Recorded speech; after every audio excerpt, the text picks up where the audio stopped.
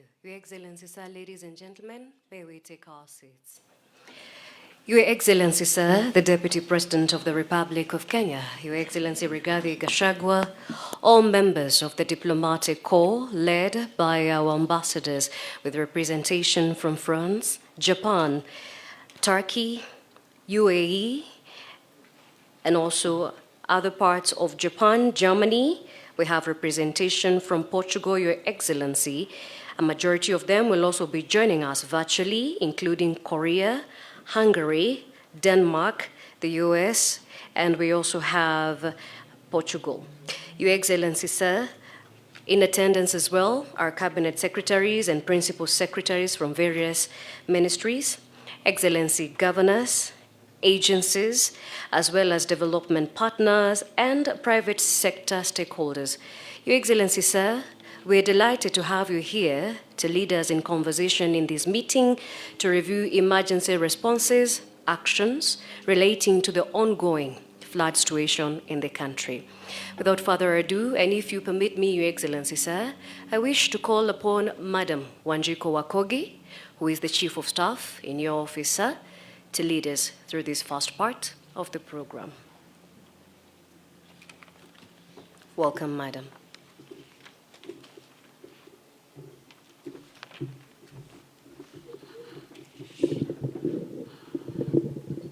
Your Excellency, the Deputy President, Honorable Rigathi Gachagua, Your Excellencies, Governors present, Cabinet Secretaries present, our Principal Secretaries, led by P.S. Omolo, who has just joined us, and who was about to give his apologies that he's running late, and thank you so much for joining us just in time. Distinguished development partners, private sector representatives, ladies and gentlemen, good afternoon. My singular task is to welcome you to this consultative meeting to review the emergency response actions relating to the ongoing flood situation in Kenya.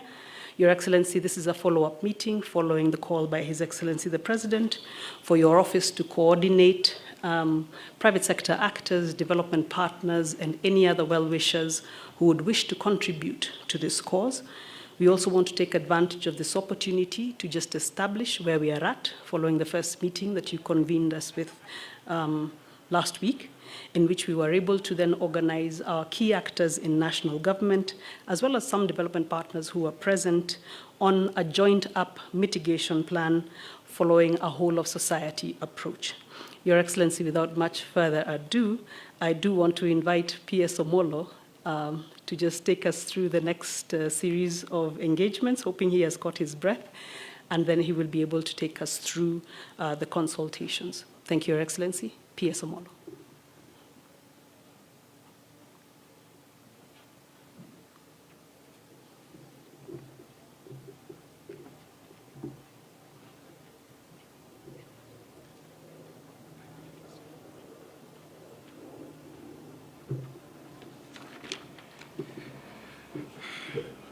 Your Excellency, the Deputy President, Your Excellencies, Ambassadors, the Cabinet Secretaries, PS colleagues, the governors present, all our development partners and friends, good afternoon.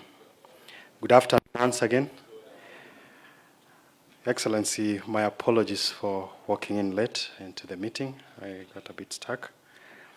And so that then we save on time, it will be good that first to appreciate the partnership that we have with all our development partners, and to appreciate the leadership of His Excellency, the Deputy President, who has been able to convene us not just today, but on a number of occasions whenever we've had challenges as a country. And now that we are facing extended rainfall across the country with flooding, which is unprecedented in many ways, we are all in agreement that we need to better coordinate, because there's been a lot of engagements, particularly from the development partners, asking on how best they can be able to support in the process. And a number of partners have already done that in many ways, and we do not take it for granted. And by His Excellency, the Deputy President, convening us here, we are looking forward to having a much more better coordination in our response. And also, it presents us with an opportunity to be forward-looking so that then we are not caught up the way we've been caught up in the most recent past. Something that then will be much more organic going forward. Without saying much, allow me to just take us through the next session as captured within the program that is before you, and would want to be very, very brief for those who would make their presentations. So first is that from the Meteorological Department, who are the custodians of the information around the weather and how the situation is looking like going forward for purposes of better presentation. And then we would listen briefly just in terms of what interventions we've been able to undertake so far under the framework of the coordination that is being headed by our team at the National Disaster Operations Center. And then we'll listen to just a few interventions, one coming from the Council of Governors, and then the national government, and then on behalf of our development partners, the UN resident coordinator who will make a few remarks, and then we will close it up with our colleagues from the private sector. So in that particular fashion, the Kenya Meteorological Department, if the DG is here, just brief highlights, because we've been in this space and we all know what's going on. Thank you. Karibu.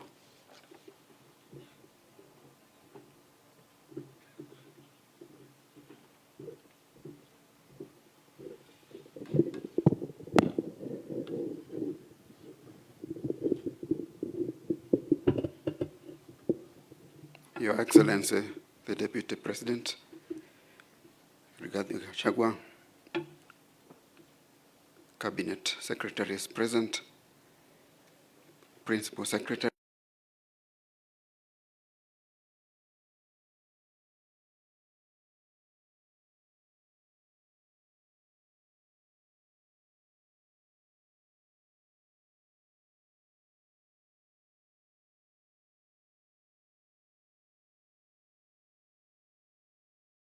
slide shows. I'll mainly be talking about where the forecast for the next 7 days, beginning tomorrow. Since I've been asked to be brief, I will not go into the discussion on April, and I'm glad we've passed that slide. We expect rainfall to continue over several parts of the country in this next 7 days. Heavy rainfall events are likely to occur in some parts of the highlands east and west of the Rift Valley, the Lake Victoria Basin, and the Rift Valley during the first half of the forecast period. What we expect in the next half is that there will be reduced rainfall and not as intense.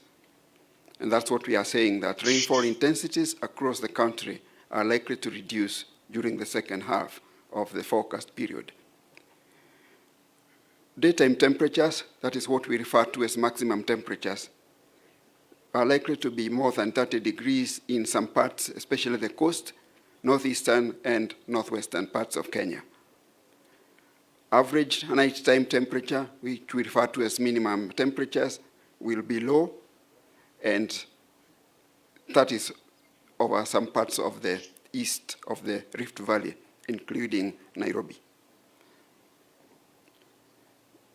Going to the specific forecast, the region over the highlands west of the Rift Valley, where we have the counties of Kisii, Nyamira, since you can read for yourselves, it's those ones in the brackets.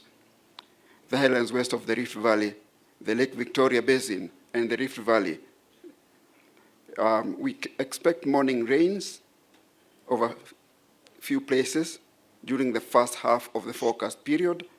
Afternoon and night showers are expected, and this will be over several places, almost a widespread situation during the first half of the forecast period. And we expect a reduction in that level of activity thereafter. The northwestern parts of Kenya, where we find Turkana and Samburu counties, we expect that there will be morning rains as well as afternoon and night showers and thunderstorms. This will have a coverage of like a third of the place. That is what we mean by a few places, and that is during the first half of the forecast period. We expect that in the other half, there will be mainly sunny intervals. The highlands east of the Rift Valley, including Nairobi County, where we have Nyandarua, Laikipia, Nyeri, Kirinyaga, all the way as listed. We expect morning rains over a few places during the first half.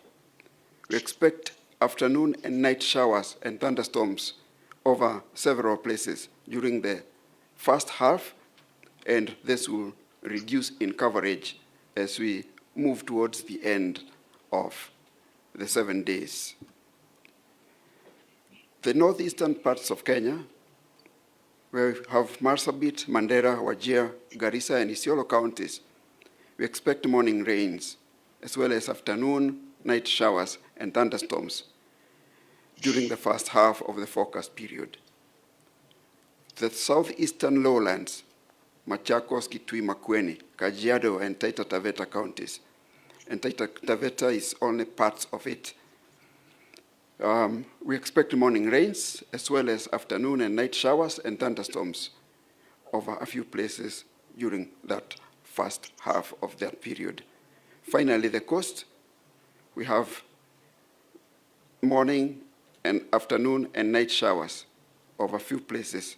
This will occasionally spread to cover several places, and this is expected to peak as the month progresses. I had intended to end there because it was mainly to discuss the 7 days, but no harm mentioning what we expect for the rest of the month.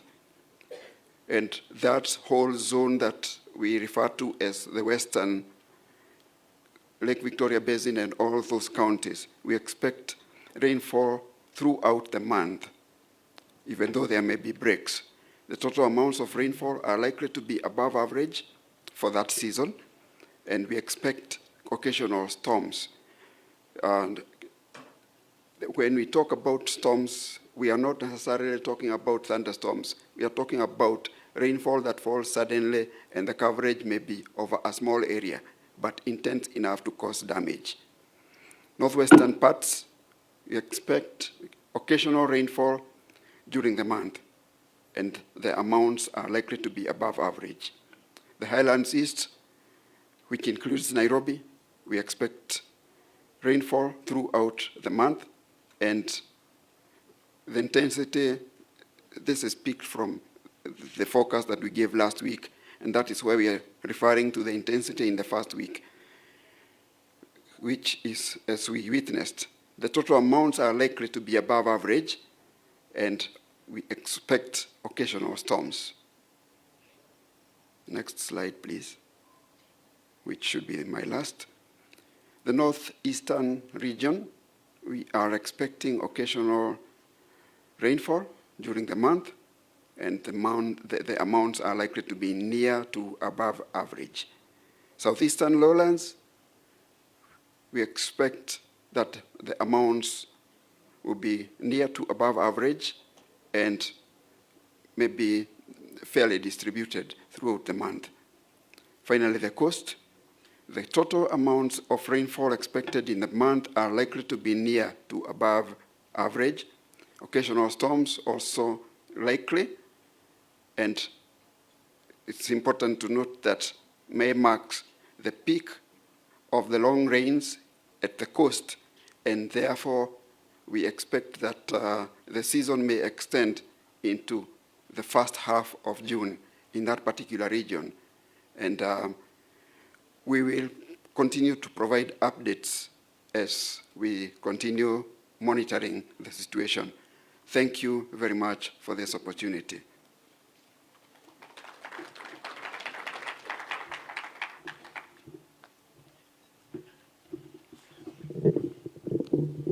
Thank you, Director, for sharing with us that forecast, not just for the next 7 days, but also an outlook of how things seem to be panning out over the next month.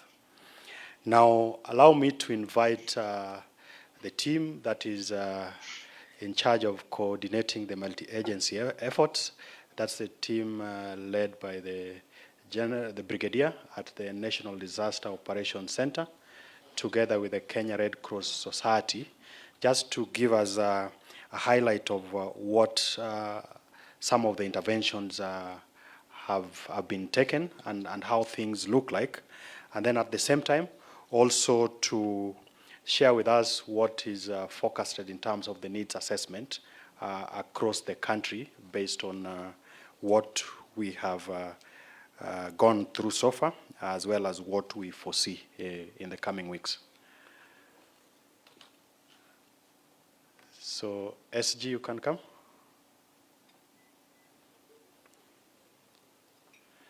So you'll share your time with the head of the NDOC. Yeah.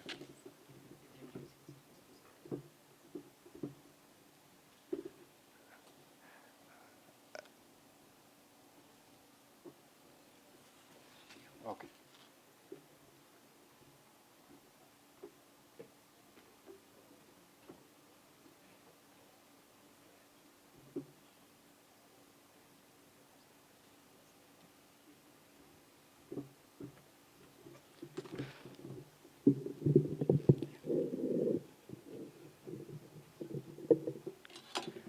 We have agreed to start with the Kenya Red Cross presentation first. Your Excellency, distinguished ladies and gentlemen, so I'm going to make this presentation as part of the team under the National Disaster Operations Center and not as an independent presentation of the institution. And I'm going to start by highlighting the situation from a weather forecast you've been given. So I'll use a few images for us to understand the situation we are dealing with from a humanitarian perspective. If you look at this photo here, this is what ordinarily we know as the Tana River. Anything in blue is the ordinary course of the river, and the extended river from the flooding can be seen to the parts that are in red. That is huge area that is currently underwater in the entire of the Tana Belt. That is to show how widespread the situation is. This second picture, Your Excellency, is showing the numbers we're registering from an internal displacement perspective. On the first part of the photo, those are the designated displacement sites in Garissa. And on the second photo, you can see as of 30th April, the spaces are completely full. That shows the number of families that are affected by the current disaster. Your Excellency, again, this for purposes of comparison is the entry point to Garissa town, which shows an entire area cut off, including the road leading to Garissa and the wider northeastern. And as you can see, Your Excellency, entire settlements and towns are completely underwater from that image. So what is the humanitarian situation looking like? And I'm going to do a mix of what it will likely look like in the long run if we don't do something about it and what we currently have.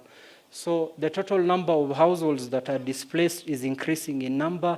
This figure is what we currently have on record for the Kenya Red Cross, and it is going to be revised today after the release from the statement under the NDOC framework. But what we need to look at, Your Excellency, is what the number of infrastructure, water infrastructure that is completely destroyed, up to in excess of 1,300 water points completely destroyed, meaning large population are not accessing clean water at the moment. We are estimating that in excess of 37 acreage of crop that is destroyed, meaning from a food security perspective, it is an area that we have to pay attention to, not just in the current emergency, but what it means in terms of access to food. Area that we have largely subsistence farming, but also in terms of the health facilities destroyed, it means access to health care is compromised. So the displacement camps have not followed the normal course of displacement that we ordinarily used to. So normally it is the coast region because of Tana River that is at the peak, followed by northeastern, followed by the other parts, including West Kenya. Currently, we have Nairobi among the highest persons that are displaced, which makes the humanitarian operation very complex. Humanitarian operation in urban spaces by nature are just difficult to undertake. These numbers are likely to change because right now we're experiencing the highest level of flooding in the Western Belt, and from the meteorological focus, it means our next area of focus in terms of operation displacement in numbers is on the Western Belt, the Nzoia River Basin area and the Lake Victoria Basin. What are the current interventions and where is the highest needs? Your Excellency will know that our biggest response in terms of the National Disaster Operation Coordinating Team has been on search and rescue and on safety of people being moved to higher ground. That has taken a bit of our time on search and rescue, and that is coming on really well in terms of the coordination, and we really appreciate the effort that has been put on that coordination. We are also focusing on providing shelter and coordinating emergency shelter for the displaced persons, both as groups and individual families. So at the moment, our biggest effort as a coordinating mechanism is to get where is required the shelter material. And we have enough provision on the ground as of today to provide shelter. The question will be in the coming weeks as the numbers increase, what will that look like? We're also providing water sanitation and access to health care in the displaced population. Generally, Your Excellency, we are still in an emergency operation period. We will have to plan for what the recovery will look like in the long run, and the needs are likely to grow from there. So I pass over to General Kaimo. Thank you.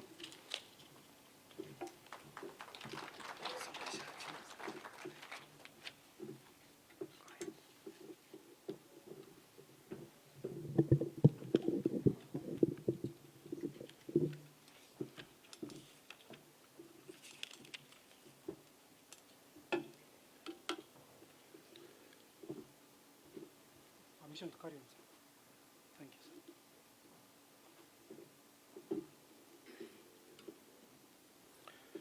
sir. Your Excellency, the Deputy President, sir, allow me to ride on the protocol already established in the interest of time.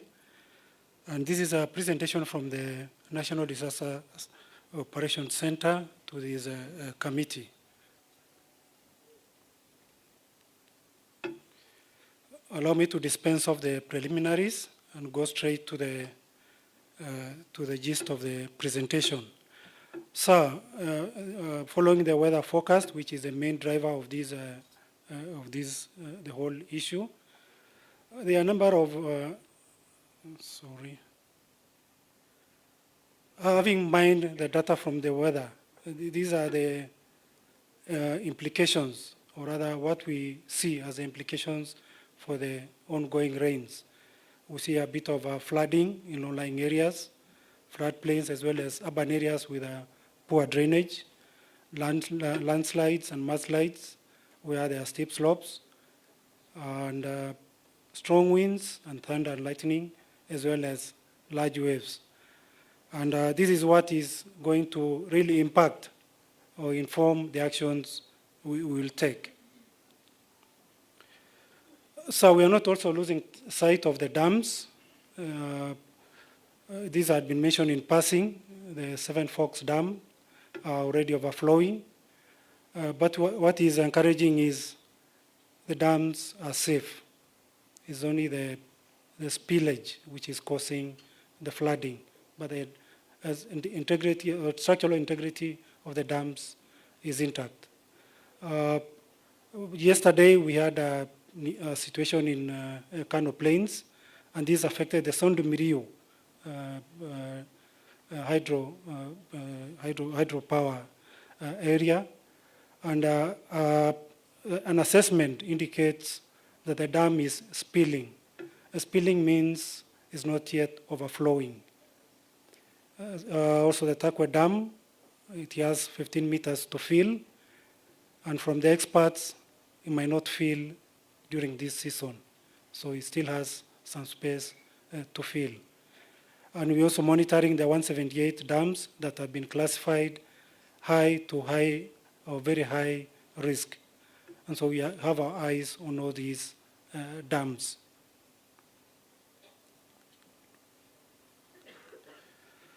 So following the weather forecast, there were already counties that were having issues. The ones you're seeing in blue are the counties that are coming up. We're looking at Nyandarua, mainly landslides, mudslides, Mandera, because of the rains in the Ethiopian highlands, the Dawa River, Wajir, we also Baringo because of the lakes, and the danger for Baringo is of the three water bodies that are almost interlinked.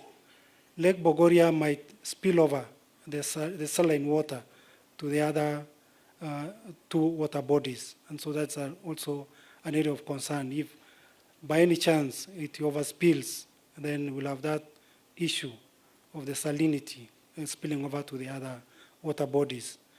Embu, same case for mudslides. Elgeyo Marakwet, same. Kajiado, low-lying area prone to floods.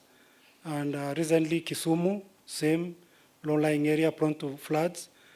Further complicated by the backflow of the Lake Victoria. The lake is full now, and so the waters are actually coming or reclaiming its earlier course.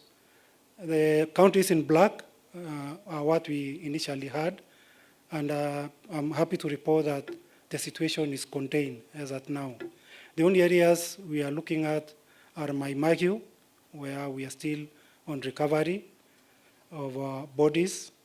We're also looking at Garissa, where the floods are still ongoing, although it's on and off. They sometimes go up, sometimes go down.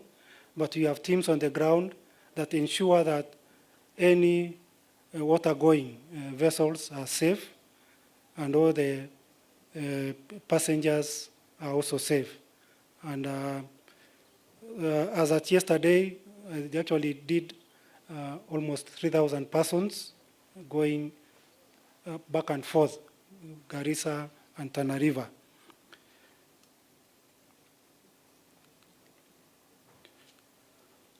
So this is information we have, and so that's the impact we are looking at. And generally what we are doing or what we are planning is to support those families that are affected as well as those displaced, the injured and the missing. We have efforts in place to ensure that we return the loved ones to their families, and also the injured get the medical attention they require. To note, the schools, quite a number. We have 1,967 of them. They are affected in various ways. Some are roof blown off, some are submerged, some have the ablution facilities mixing with the flood waters. And these, if you look across the country, we have 40 counties that are affected in various levels. On agriculture, that is the acreage that is swept away, and that is livestock that is lost. If we value this, it comes to roughly up to 25 million worth of destroyed livelihoods. Pictorially, sir, that is what we are facing. Those are the floods, Kawasukari, Mbagathi, Kitengela, and the Muranga landslides.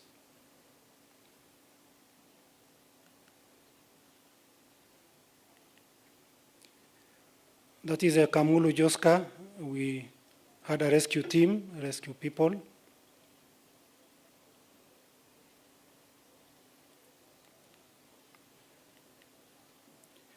That is a Maimahio in pictorials, and the recovery process is ongoing. As of today, they managed to recover 2 more bodies.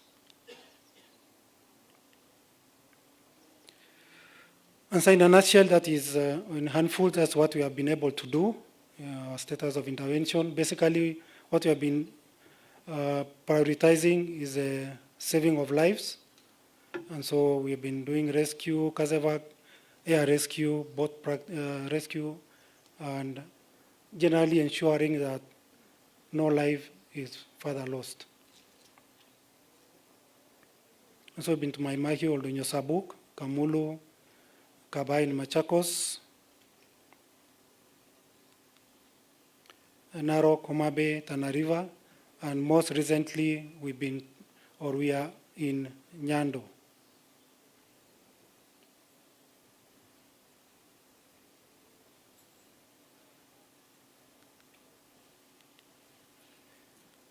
So before I conclude, I request the team to put up, having looked at those counties and how they have been affected. We're not just saying those are the countries, the counties that have been affected, but the level of response that each country requires differs. For example, level 1 to 2, that can be handled by the respective county emergency teams. But from level 3 to 4, that requires our concerted effort to respond to these issues. And that brings us to the counties that I've outlined. So that in order of priority, generally, as I said, first and foremost, we ensure that the life of the citizens is secured. And then what follows is the feeding, and that is what we see as what is required.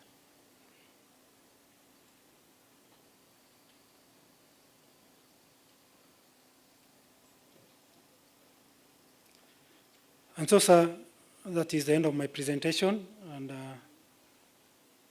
I stand to be guided, sir. Thank you, sir.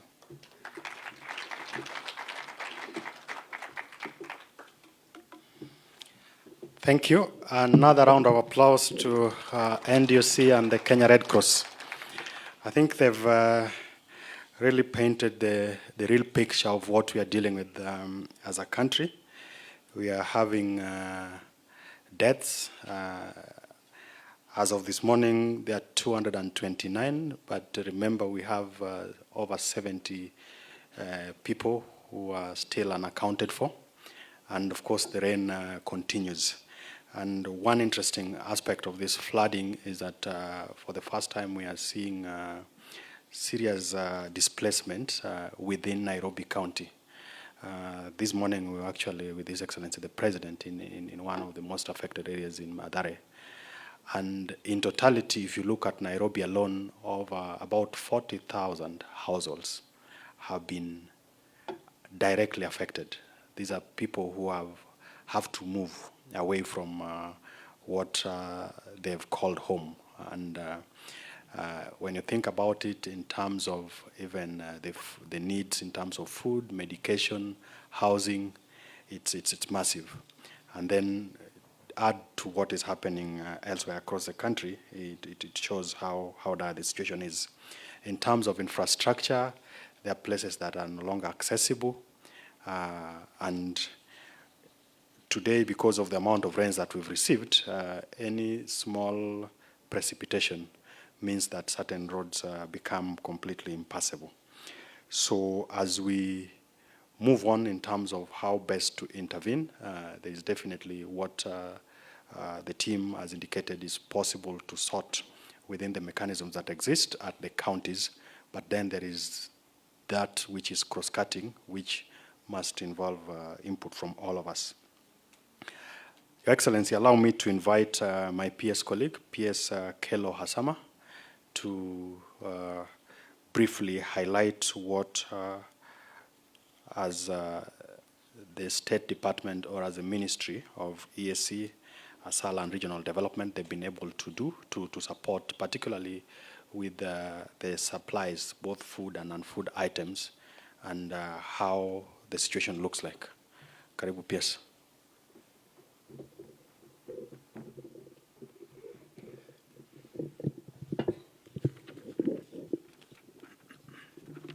Thank you very much, Your Excellency. I would like to report that when we were here last time, we were asked to map out areas which require relief food and the interventions we are going to make. And so far, since the flooding problem started, Your Excellency, we have supplied food to 20 counties, namely Busia, Kisumu, Homa Bay, Migori, Nakuru, Nairobi, Kajiado, Machakos, Muranga, Garissa, Tana River, Mandera, Marsabit, Isiolo, Narok, Makueni, Nyandarua, Kiambu, and Kilifi. Those are the counties we have supported. Your Excellency, we are also looking at another 14 counties which will require relief food, but not as much as the ones I've just read.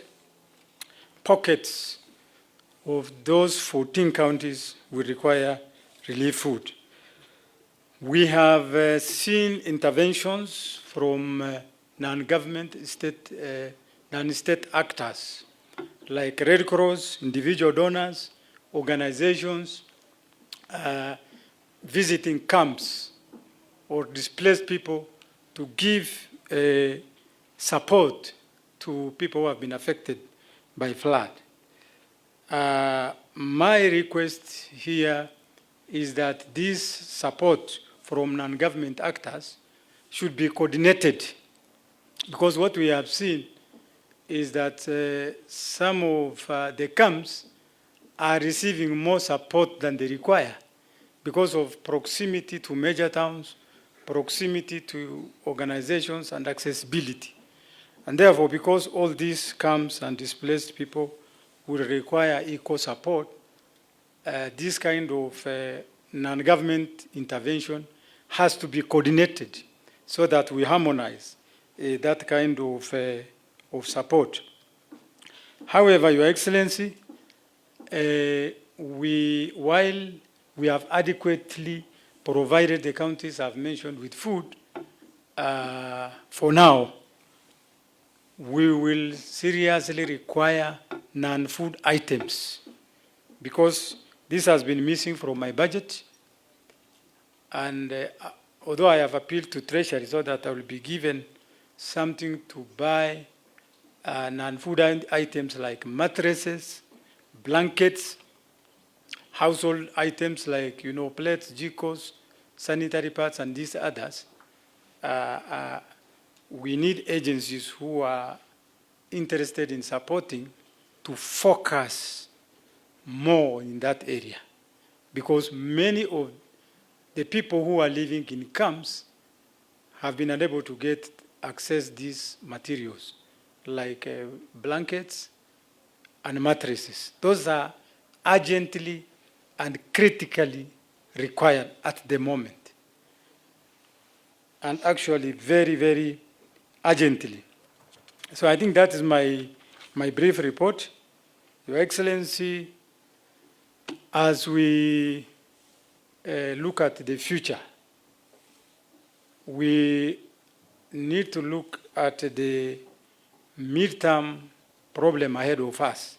Some of the interruptions or disruption of livelihood we are seeing is going to cost us a lot of money again to sustain these people for another 3 to 4 months. Already, we have 1.2 million Kenyans in 23 ASAL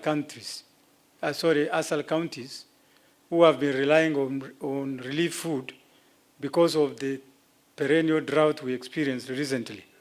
So, and because of this problem of drought, we are looking at another 300,000 people who are likely to live on government or non-governmental relief supplies for another 3 months to come, even 4 months to come. So that is all from me, Your Excellency, from the State Department of ASAL. Thank you.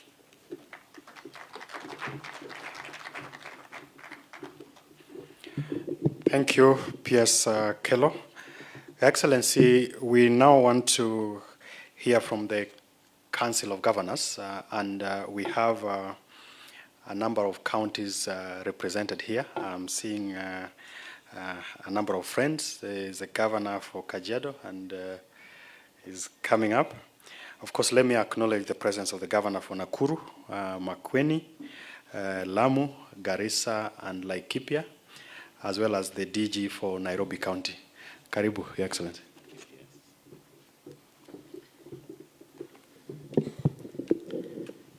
Asante.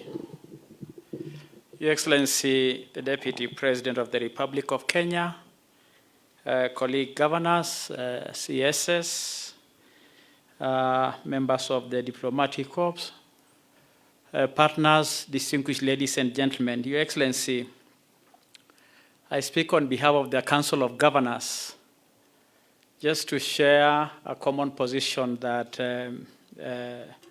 we face.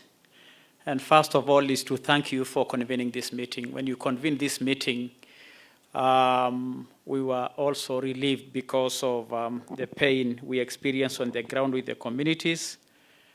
And therefore, we are very grateful that you have convened this meeting. Your Excellency, you're aware that the county's emergencies, kitties, are a drop in the ocean in the face of the monumental problems a number of our counties are going through.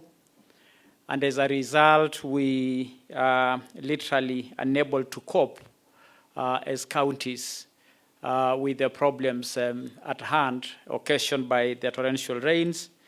So we want to bring to your attention, to the attention of the country and the attention of the partners, that the situation is deteriorating very, very fast, and so these meetings come very, very handy.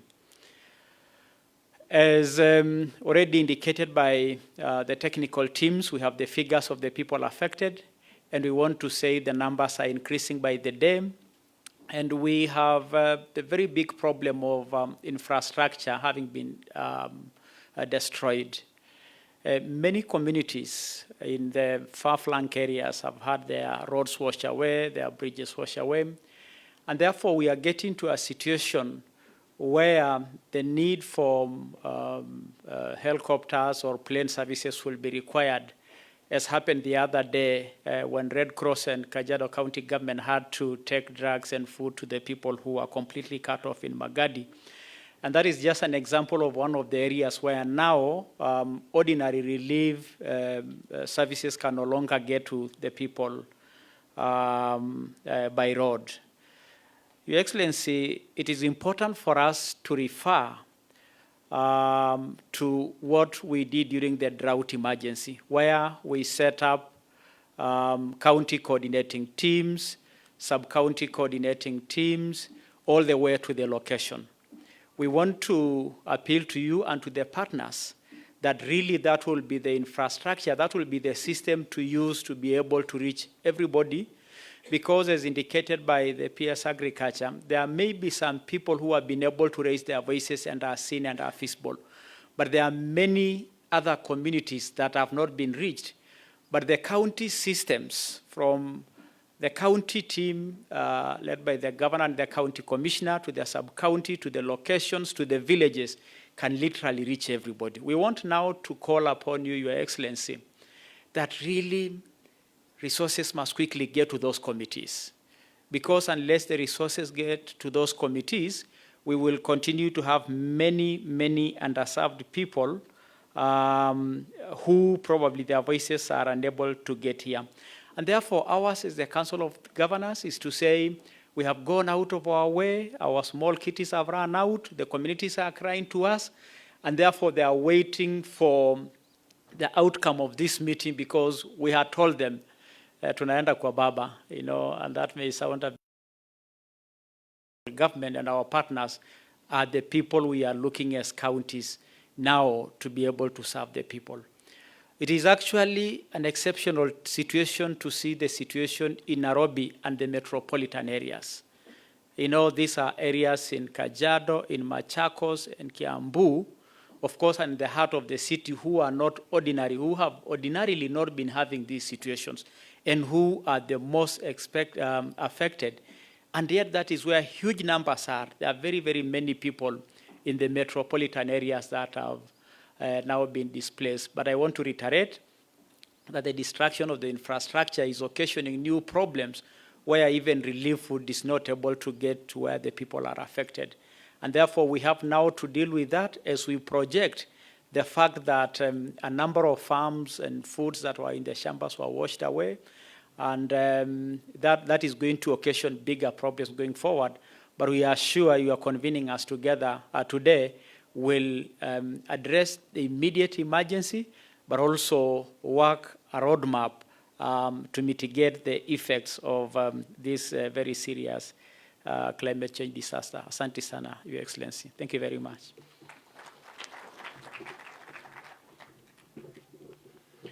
Thank you, Governor. Maybe in a minute, I would want to invite the Governor for Garissa just to make a comment, particularly with regards to building on what the Governor for Kajiado has spoken to, and knowing that Garissa lies already, there is a lot that is going on.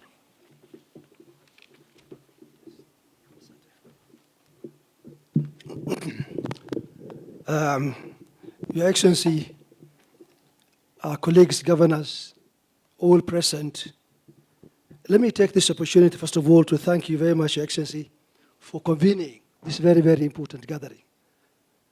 You have always been at the forefront to help Kenyans in matters of this nature, unfortunately. But Your Excellency, you were with you recently in Garissa when you actually came about a few days back, and we were together. And we told you, hopefully a time will come soon when we will invite you to Garissa for better activities. I know yourself, Dr. Stephen, next to you there, and many others here, have visited my county 3 times. Twice for flood disasters, and 1 time all the way to the interior of my county or regarding or relating to the drought. Hopefully, Your Excellency, we'll invite you soon for better things like marriages or other better activities to celebrate with us better days. Having said that, Your Excellency, this is a very, very important gathering, and I'm sure under your guidance we'll come out with great recommendations from this very important gathering. Your Excellency, all that could have been said regarding the situation in Garissa, and for that matter, Tana River has been said, but I think it's what I want to add to is the fact that with the current situation, Garissa, for instance, we are having huge water crisis problem. We are unable to serve water to the town because of the flow of the river, and for that matter, the turbidity of the river. We are unable to supply really water that can be of the type that is fit for human consumption. And therefore, our worry is indeed the kind of waterborne diseases that can come up from there. But more important, Your Excellency, also is the fact that with the road cut off for the last now almost 2 weeks, what we are facing is a huge food crisis. Food crisis, not only for Garissa, but for the entire northern Kenya, Your Excellency. And I'm sure you know yourself very well what that means, including also fuel crisis for that matter. I think what I would want to say is that, again, with the livelihoods lost in a big way, for instance, all our farms in Garissa are gone, and many, many livestock, a large number of livestock also has been destroyed in the circumstances. What I therefore appeal Your Excellency, is the thinking around how do we start delivering food to Garissa and to the other parts of northern Kenya through other means such as maybe helicopters or carriers, air carriers, and so forth and so on. Obviously, as a county, we are doing all that is possible to be done, and Your Excellency, we briefed you, Garissa, what we were able to do, and we're doing all our best. But I think things like, for instance, drugs now, a large number of our hospitals and facilities will soon be out of drugs, and even if we have the drugs in Nairobi here, we may need support in terms of delivering them.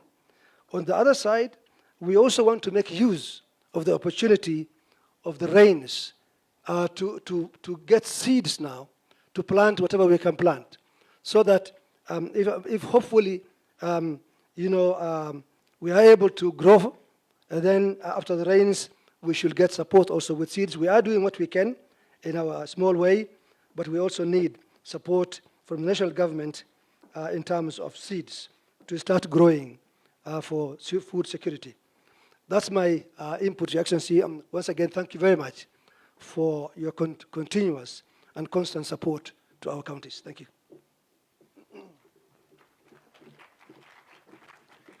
Thank you, Governor. Now, we move to our development partners, and I think it will be good to acknowledge all the ambassadors and the representatives who are here. Over 20 of them. I can see the governor for Nakuru. Please, so that we balance the gender. And also, I know Nakuru is among the counties that are worst hit by the ongoing floods. Please come.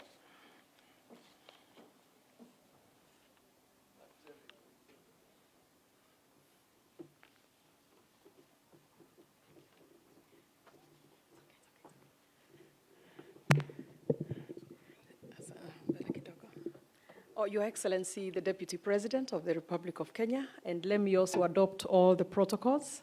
Just say, P.S., this one is not a gender one. But let me also say that Governor Lenku and our governor from Garissa has said a lot as far as the interventions that the counties are carrying on, and also the need for collaboration with the national government. For me, as I sit here as the governor of Nakuru County, I'm a bit overwhelmed because, as was earlier said,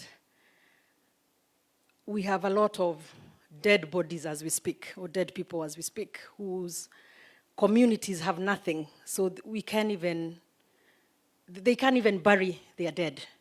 So those are some of the very immediate needs that and I'm talking about lots, because so far, I think as of yesterday, we had about 60. Now we have, I think, 2 more from today. We have about another almost 30 that are missing. So it's really a disaster. And in addition to that,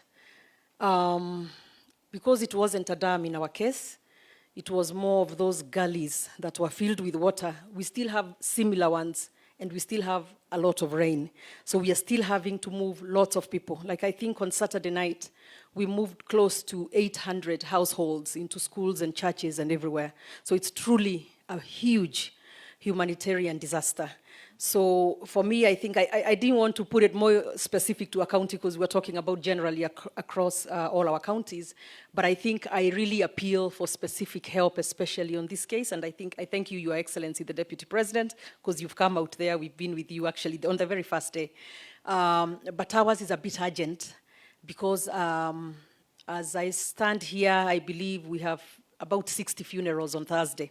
So in addition to that, like my colleague said, we have infrastructure now. That will be the next need there. We have roads that have been completely washed away, areas that are completely cut off from other areas. Water that we had been piped is no longer usable. Like just basic food is an issue. Like we talked about clothing. And so as a county, we are doing the best we can. We are helping with the medical bills, even in the private hospitals. helping them together with what our Deputy President brought to us in terms of food and all that, helping with that. We have, as a county, we have moved the families that were willing to get into rental houses. We've paid for them for the next 3 months because we didn't want to just put everybody in the camps to avoid cholera and all that sort of stuff, the outbreaks that also seem to be an upcoming issue soon. We have kids, lots of kids with pneumonia because of the cold weather. So it just goes on and on. And for me, I just wanted to appeal to you from Nakuru County, how urgent, how much we need you, so that as we get out of here, let's also not have too much red tape. Let us be able to step up together, pulling together as we've always done, so that we can especially handle the very quick and urgent needs that we have out there. Thank you.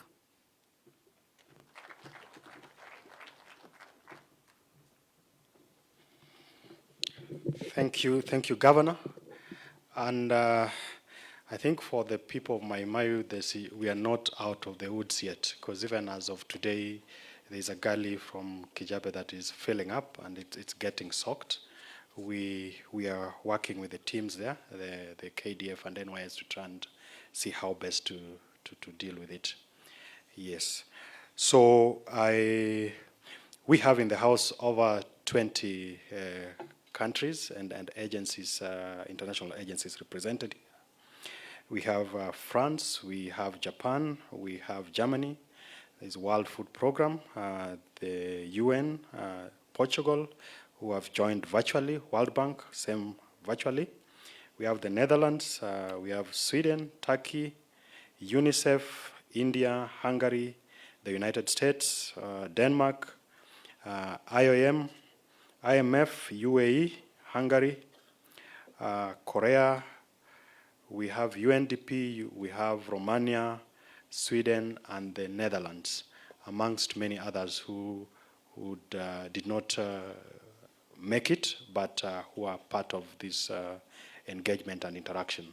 And on behalf of all of them, I want to invite the UN Resident Coordinator, and probably then you will see to it on who else needs to speak, so that then I don't breach protocol. Thank you.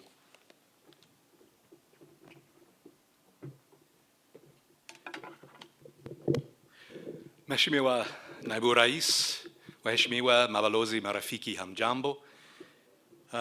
It's my honor to make this short presentation on behalf of the 90 partners who come together, 9 UN agencies, funds and programs, Kenya Red Cross, and another 80 international and national NGOs who come together within this humanitarian country team and who have been responding already to this terrible emergency. Good. Before I begin, let me just renew, Excellency, on behalf of the Secretary General and on my own behalf, and I'm sure on behalf of all of the partners in the room, our condolences to Kenya's government, her people, and particularly to the families of, as of today, 229 Kenyans who've lost their lives, but as we know, and as PS, my brother, has reminded us, quite a number more still missing, so we expect the death toll, very sadly, to rise. Sir, you brought us together in this tent back in September to talk about El Nino and to get ready. And I really want to thank you for that leadership back then. We were already very active as the 90 partners during the first phase of the flooding, back before the end of 2023, when we had nearly 600,000 people affected. And it's hard to believe that we're dealing with a second phase already with getting on for 300,000 people affected again. And as a number of speakers have reminded us, all of that building on 3 years of drought, and with every possibility that we may be back into drought later in this year. So the climate emergency is exacting a terrible price from Kenya, a country that didn't create the climate emergency. This graphic here, sir, shows you the 8 emergency hubs where all of us in this 90-strong response come together. And again, I think we've learnt the lesson of history to be ready and prepared. And so these hubs, since the start of the crisis again in March, have already been responding. Yes. So 2 quick slides. I won't go through in exhaustive detail, but on the response so far. So shelter and non-food, nearly 65,000 people reached already. Hygiene promotion, nearly 15,000 people. Water, sanitation and health, nearly 120,000 people in Garissa, Tana River, Wajir, Mandera, Lamu, and we've pre-positioned stock for another 160,000 people. And I think cholera has already been mentioned. We do know that there has been a small outbreak already in the northern part of the country, and we're very active in that space, and it's something that I will come back to. Cash transfers and food distribution, about 45,000 people reached, 4,200 cartons of ready-to-use therapeutic feeding for malnourished children in 9 counties. Logistics, and this was mentioned a little bit earlier. I'm delighted that we've been able to requisition the 6x6. These are these heavy-duty trucks that can get through flood waters. So we've been able to requisition those again and to lend mobile storage units from WFP to Kenya Red Cross. The refugee response, 12,000 additional people helped with shelter and non-food items. We're very, very worried about the inundation of the refugee camps, sir. That's coming on top of the fact that the food ration is being cut to just 40% of what is needed already for the refugees in the camps. On education, and that's also a need that's been highlighted, so we've pre-positioned 800 education kits, 18 sets of high-performance tent and flooring materials, so that we can really schools reopen that are going to have trouble doing so because of the flood waters, or because those schools have been being used to house the displaced. Health, there's quite a bit of detail here, and I can promise the partners in the room and government that we'll share this presentation afterwards with all of the detail. The health kits for cholera control. I think PS Mary Muthoni and my brother, the WHO representative, have been working on this very closely together. Mosquito-treated nets, because we need to be worried about the spread of malaria, and much, much more. Child protection, dignity kits, and sanitary pads for kids. I mean, it's, you know, one need compounded on top of another in a crisis of this kind, and worrying about, as always in a crisis, the potential violence, and so 60,000 dignity kits distributed there, and underwear and other supplies for 20 young Kenyans. Sir, just to go then quickly on to the need, because we're proud to have been able to reach as many as we have already. But because of your leadership, we knew that this was coming. So already in March, the international and national partners, we got together, we did our scenario planning. 600,000 people were affected in the last round of flooding. We took 400,000 as a reasonable estimate. And goodness me, we're not that far away from that now. We're close to 300,000 already in this phase. For 400,000 people, we then looked at what the stocks were that we had available. And they'd been significantly depleted by the response in October, November, December. And so on the right-hand side of this slide, sir, you basically see in blue supply, and in yellow-orange, you see what we figured we would need for 400,000 people. So we knew we had a shortfall. So, as you've directed, we've been trying to mobilize more support with humanitarian partners, but I don't want to tell you that it's been easy. Humanitarian needs globally, as you know, are higher than they've ever been in the world. We have had some small success, and so this is the announcement that I want to make today. So, and actually I'm happy to say that even today, that number on this slide has grown a little bit more. We've been able to mobilize about $7 million US. That's about 900 million shillings, I think, in today's money, of new money for the response through the generosity of our donors. So first of all, about $3 million from the Central Emergency Response Fund. That's that global kitty that the UN manages. And I want to really thank the partners. They're listed on the right-hand side, the top 10 who really contribute to that fund globally. Thank you, all of you who are in the room from those countries that contribute to SURF. IOM has been able to mobilize another $1 million towards shelter and non-food items and multi-purpose cash assistance.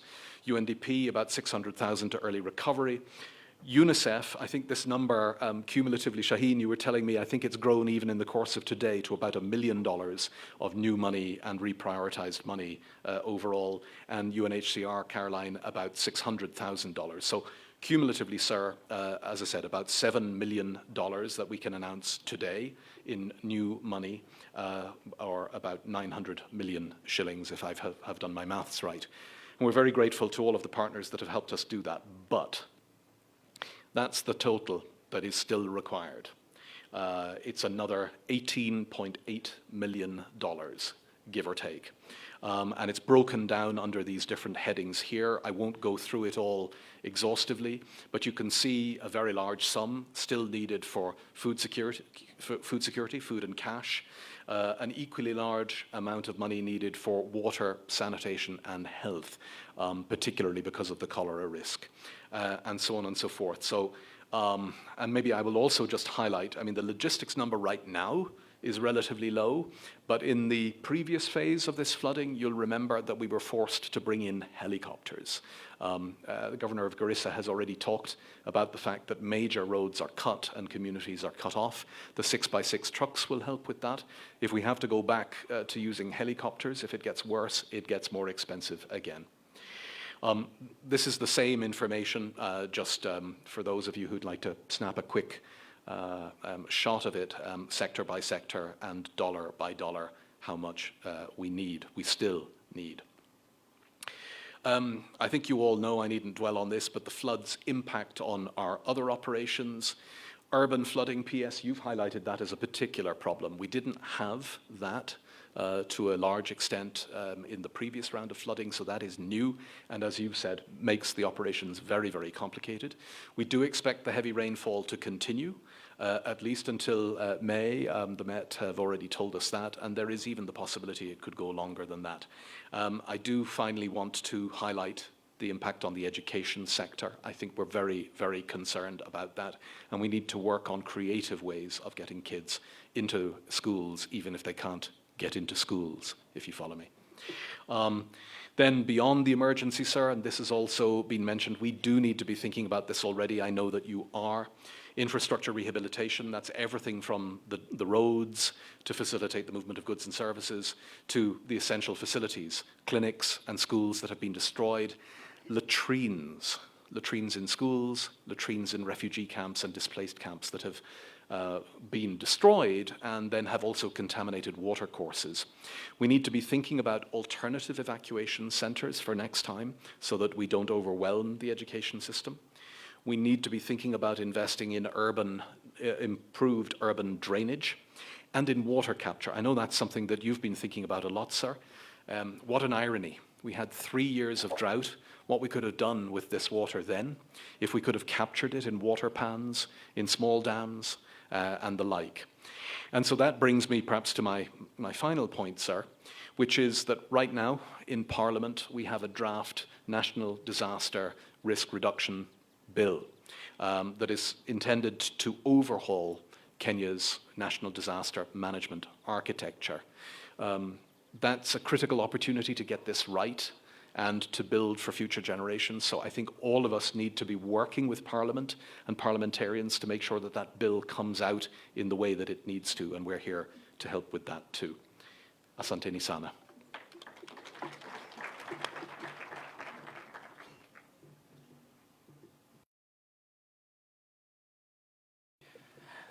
Thank you, Steve, on behalf of our development partners. Now I have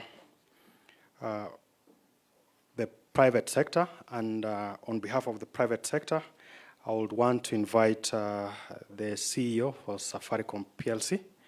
Then it'll be followed by KEPSA, then the Kenya National Chamber of Commerce, and finally Kenya Association of Manufacturers. Karibu.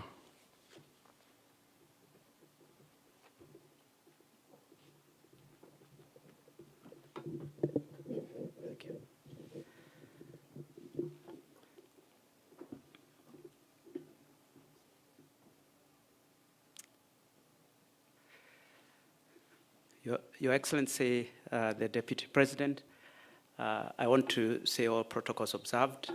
I'm here both as mainly as the chair of the National Drought Steering Committee. You'd wonder why I'm actually here. It is interesting that we were having a lot of support at the time because we didn't have enough water. Now we're having to deal with too much, but also as a key part of the private sector group. So, Your Excellency, the National Committee for Drought Response, which is actually represented by a number of trustees. We had 15 trustees at the time we were formed in November 2022. We worked very hard. In fact, there's quite a number of trustees. I don't want them to stand for the benefit of time. We worked very hard and actually very well for almost a year plus. Provided water, food. We restored boreholes. We rehabilitated boreholes. We also supported the Kenya Wildlife Service because also wildlife were affected. We impacted 1 million people, about just over 200,000 households, and also rehabilitated with the support of the KDF 100 boreholes. We worked with both the national but also the county institutions, especially at county, especially the work at county level, and I think was mentioned by. Learned a lot. In particular, we worked with NDMA, we worked with KDF, I've mentioned, Red Cross, Kenya Wildlife, and other partners. We put lots of structures in place to mobilize funding and to mobilize resource, to govern how that resource is being used, but also to manage the actual operations in terms of the logistics, the supply chain elements, which many of us in private sector have our own structures, but these kind of elements require coordination. We also started to think about impact on sustainability, in particular working with local communities and how we coordinate all that. And I think there's a lot of learnings between the work that we did and on the drought steering committee and the flood crisis that we are facing, with respect leveraging the framework that allows broad private sector participation.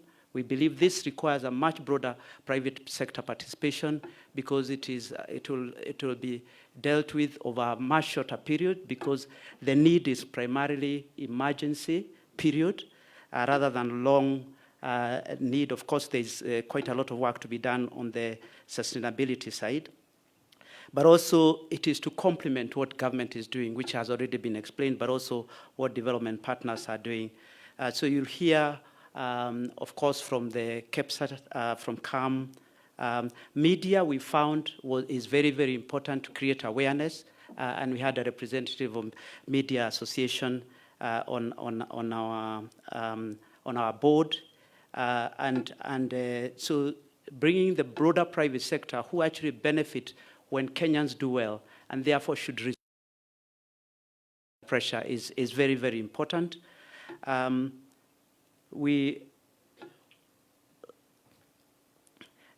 other element why it is important also to sustain what we started is because, as has been mentioned, this in another few months could turn into a drought situation. So we need to think much further forward. As in my capacity as the CEO of Safaricom, we also have 2 foundations, and we already, when this whole thing started, like many other corporates and foundations, we are already starting to get involved, and we've already started to learn a lot, working in particular with the Red Cross. Some of the big learnings, awareness, creating awareness. We are sending text messages, pre-warning, early warning support.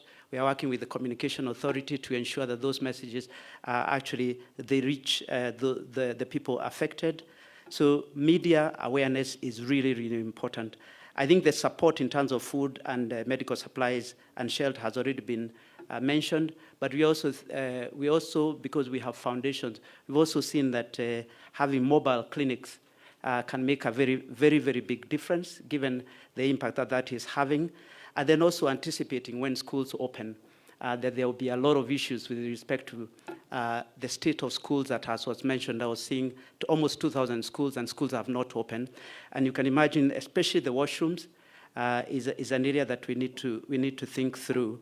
And therefore, my ask, Your Excellency, as was requested, is to coordinate all the elements, because we felt there was a lot of duplication when we started our work, to ensure that it's coherent, is prioritized to the areas that require it most, but also that the resources can be used a lot more, a lot better, because I think the government work can continue, the development partner work can continue, but all the private sector work, the non-governmental work, needs to be coordinated in a much more coherent way. So thank you, Your Excellency. We are there. We are here to support. We've learned a lot. We can use the infrastructures that we have, but we wait for your guidance in order for us to move forward. Thank you, Your Excellency.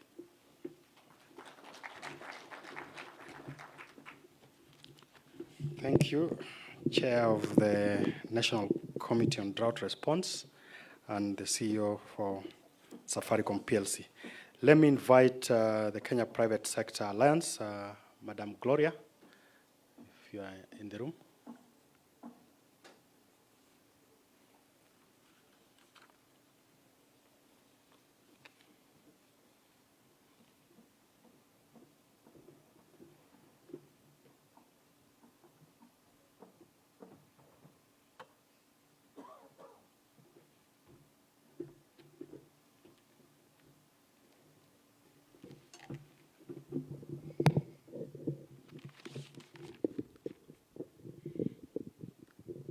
Your Excellency, the Deputy President of this country, and all protocols observed, I come here on behalf of the Kenya Private Sector Alliance. I'm the ED for the KEPSA Foundation.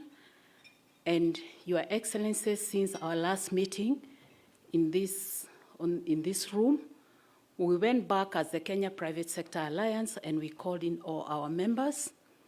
We asked them to start contributing, and on the onset, they started bringing in what they could.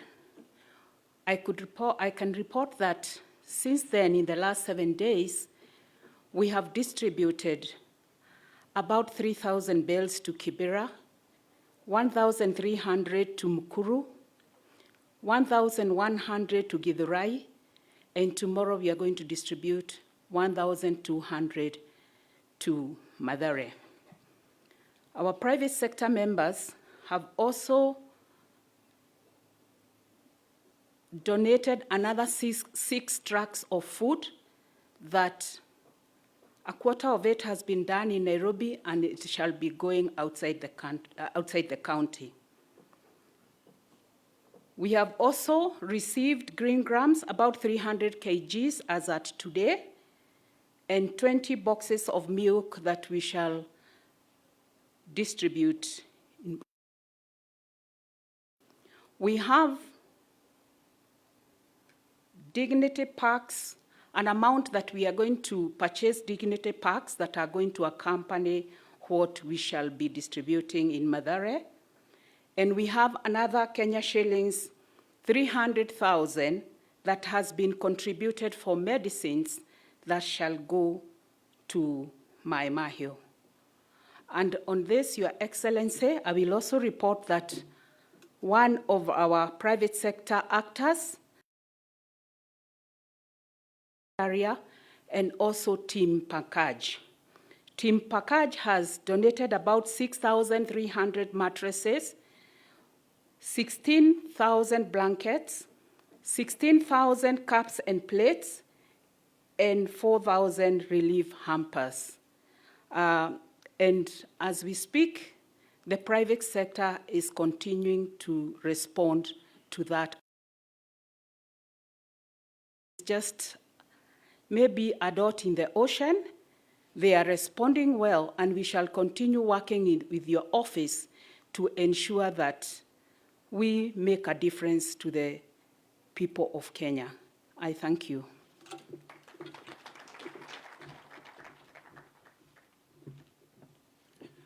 Thank you, Kepsa.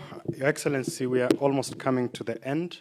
Before we invite you to then speak to us, allow me to invite the CS Treasury, Professor Ndungu, in a few minutes, now that we already receiving quite a good number of donations, whether from the private sector, development partners, but I know that the national government and the county governments are also looking up to you to speak to us and also support us in this ongoing exercise.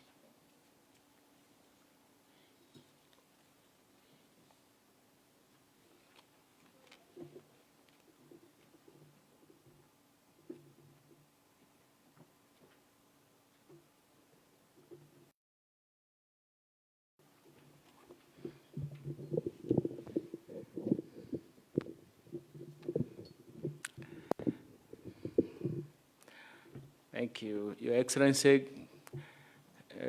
Deputy President, President, and Excellencies, Ambassadors.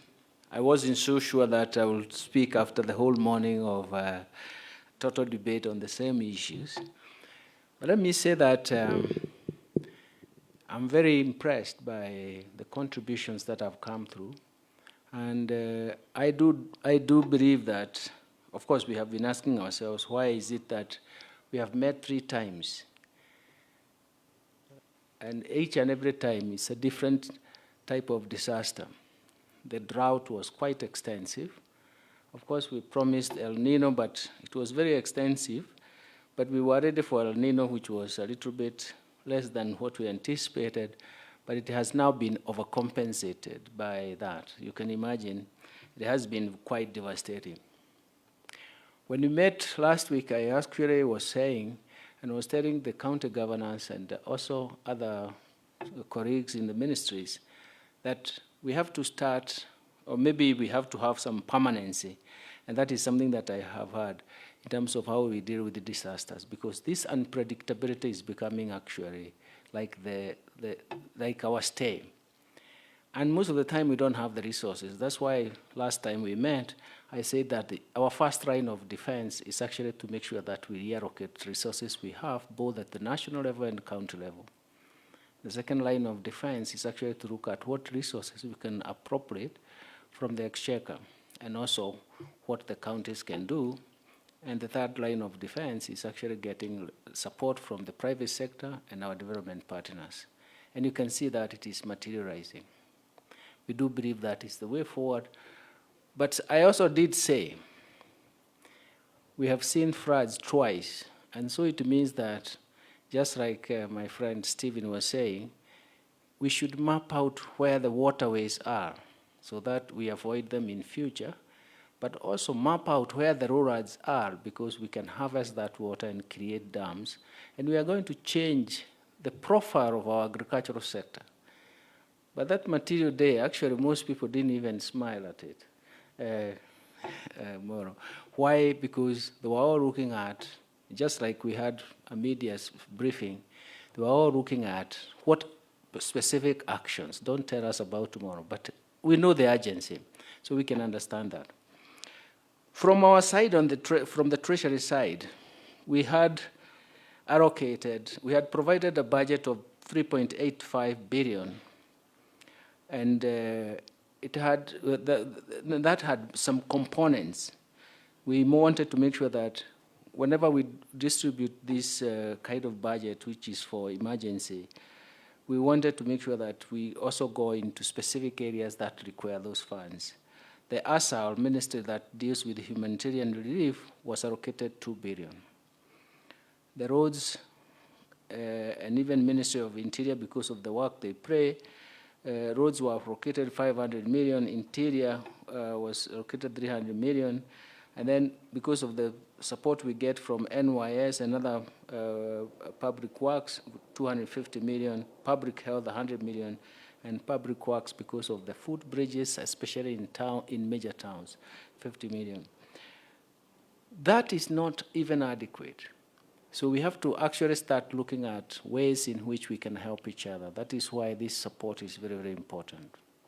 we felt that, for example, most of those monies have been allocated, have taken up, have been operating, have been used in so many of the operations.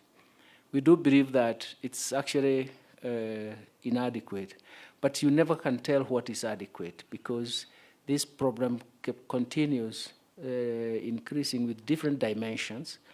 We never anticipated that we could have landslides and or the kind of event that we saw in Mai Mahiu. We didn't anticipate that.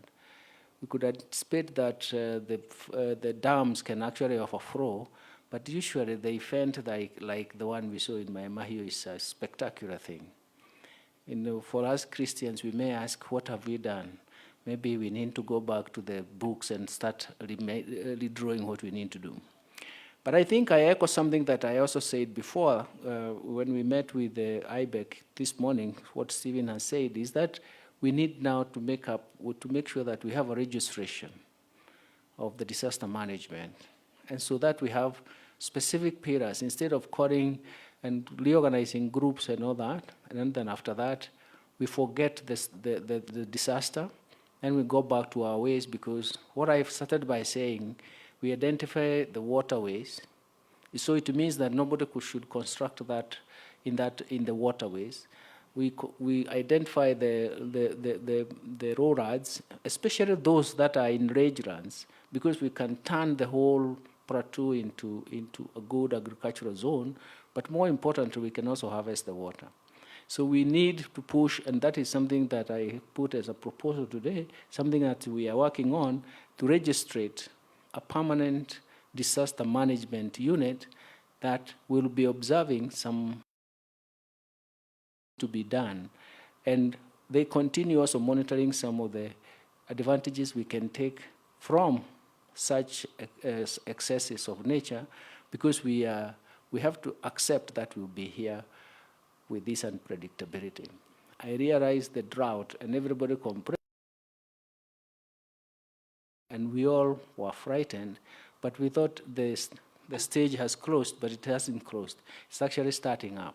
So I do believe that the National Treasury, with the available resources we can put up, and we can try to emerge from different corners, we are going to help. But at the same time, we will need to focus on the future in terms of what we can do, and create some permanence in terms of solutions. We can, and I remember the last time I talked about this, I said, let's make sure that no crisis passes without taking advantage of it. And that is one way to take advantage of it. Thank you very much, Your Excellency.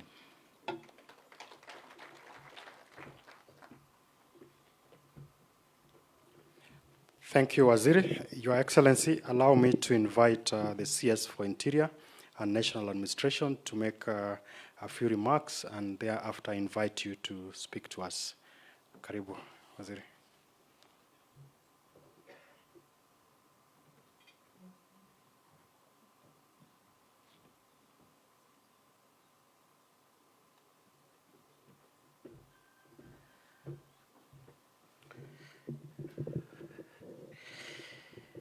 Excellency, the Deputy President, Excellencies and all protocols observed. I'd like to say first, I'm grateful to the solidarity that the country finds itself in. And I think this current disaster, as much as it has caused us a lot of damage, has also helped us to reflect on how, when we get together as a nation, we can resolve some of our most difficult problems. Your Excellency, from the Ministry of Interior perspective, we continue to provide the coordination work of all national government functions at the counties, and we are working very closely with the county governments. And maybe this is a good position for me to really applaud the seamless partnerships that we have between the two levels of government. I am grateful to the international partners, the UN family, and individual countries, friends of Kenya, for the very invaluable input. Humanitarian organizations, the Kenya Red Cross and others, we really appreciate also what we've been able to do. The work being done at the National Disaster Operations Center is commendable. And again, government agencies, different ministries at the national level working together and being able to communicate to the public on disaster preparedness, mitigation, and response. Very grateful to our Met people. They have kept us well informed. And I think the support and the input of everybody is what has made the pain a little more bearable. We have lost 229 people. And I want to request that while each one of us have their space to communicate to communities and sensitize communities on the nature of what we are dealing with, we should be very careful with the figures relating to loss of life, because it's a legal issue. And I would like us to, all of us, check with the National Police Service, because if somebody is dead, then we must be able to account for where that body is. If somebody is missing, that's a different matter. So please let's not announce figures until we check with the National Disaster Operations Center, where the National Police Service is represented. Your Excellency, I'm grateful to the people of Kenya for taking the security alerts positively. The last few days, we have been evacuating residents who are very close in terms of settlements to 178 water dams, water reservoirs, and other water infrastructure that we believe could cause us damage to human life. I am today a proud Kenyan to note that in many of those cases, we have not had to use force. The communities themselves are cooperating with our field officers, and what they're asking for is just support to get settled to the nearest school, to the nearest place, and of course get supported with the essentials of life. We have, as my PS for internal security did say here, we have confronted with a new thing, and that is the urban flooding, especially for Nairobi, where we've lost quite a number of people. And just this afternoon, earlier this afternoon, the President did visit parts of the affected areas. We have 40,500 households whom we have had to move. A total of 181,000 people in 40,500 households.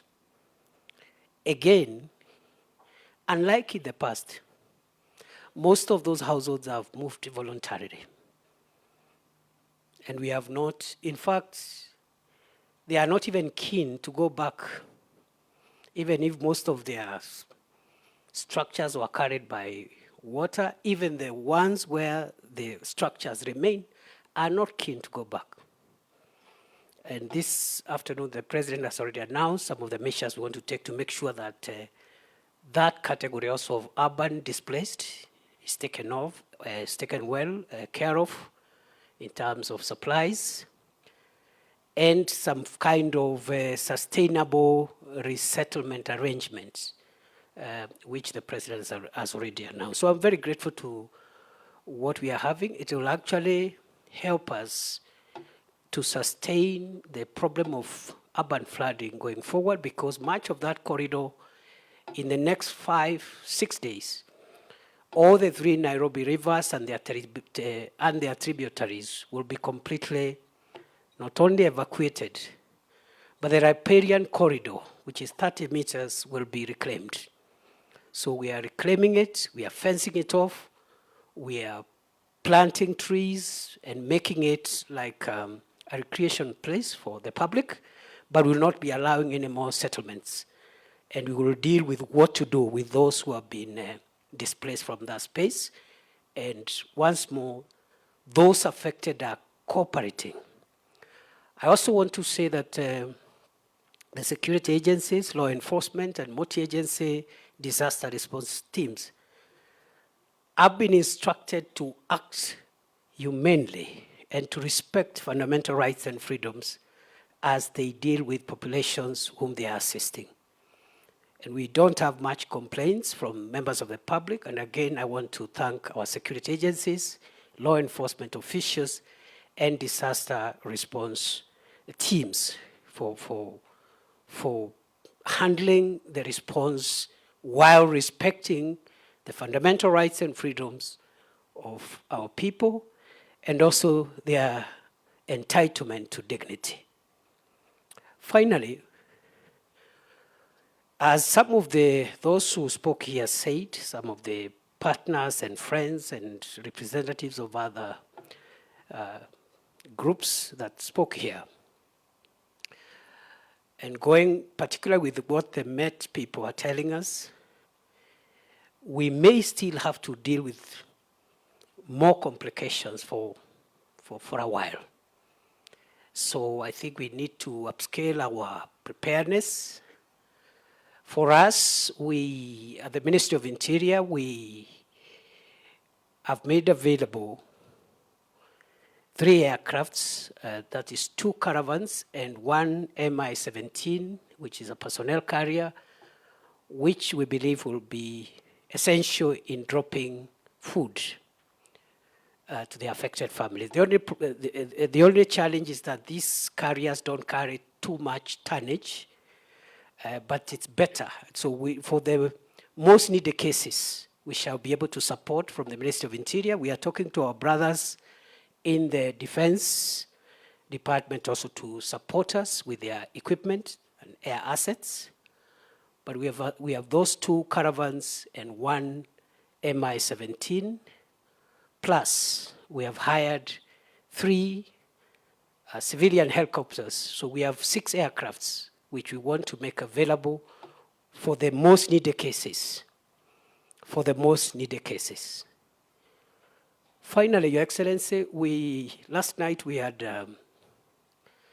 as you're aware, the last 2 days, we were anticipating the cyclone to hit the Kenyan coast and the Tanzanian coast, and it did hit the Tanzanian coast, perhaps in a more depressed, thankfully manner, because I saw some people trying to say, oh, we thought it would be worse. And I am wondering why we should pray that danger is actualized. Again, I am very happy as the Interior Minister for seeing the cooperation of our people, especially along the beaches, the fisher folk, the people who engage in swimming, leisure, and also sea transport in the territorial waters of Kenya. And I want to thank the county governments of Lamu, Kilifi, Kwale, Mombasa, because they helped us to sensitize communities, and by and large our people stayed out during the most critical moment. I think now the issue is technically, according to the experts, not likely to present any further risks.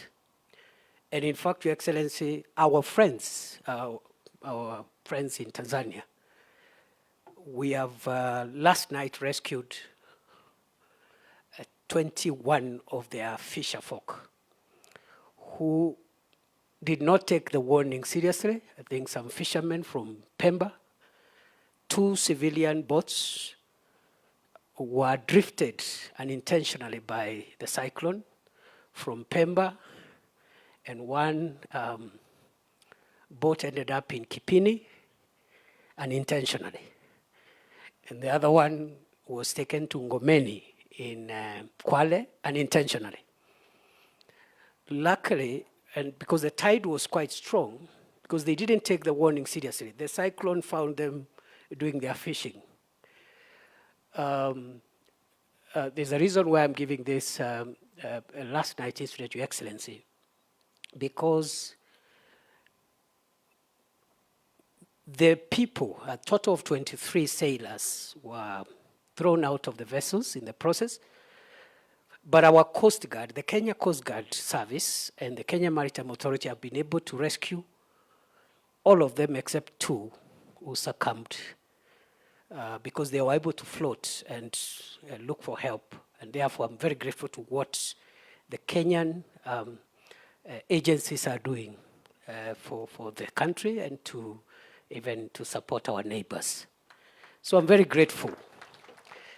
The culture of taking security alerts, weather alerts, public safety alerts seriously is very important. We are just left with just within the, the estates and the villages where people are still crossing rivers when they should not be doing so. And again, that is sensitization that we continue doing so that we treat this thing much better. Otherwise, we hope that we will not have much loss of life.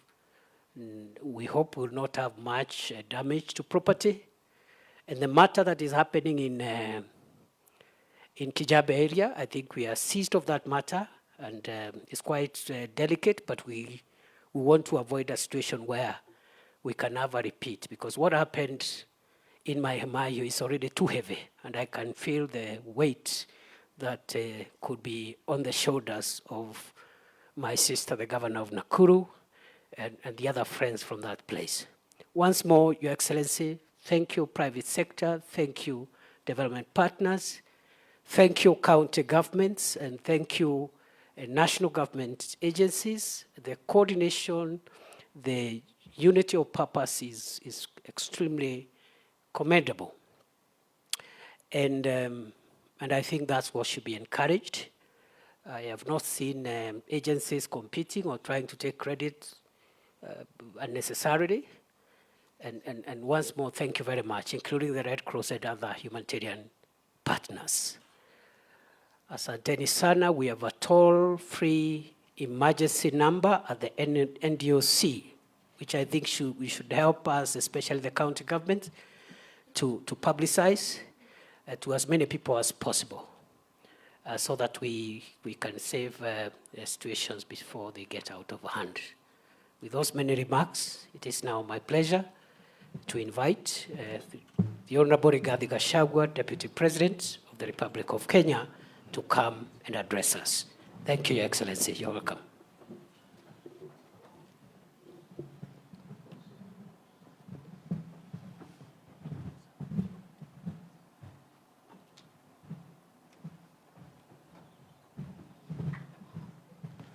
Thank you. Please be seated.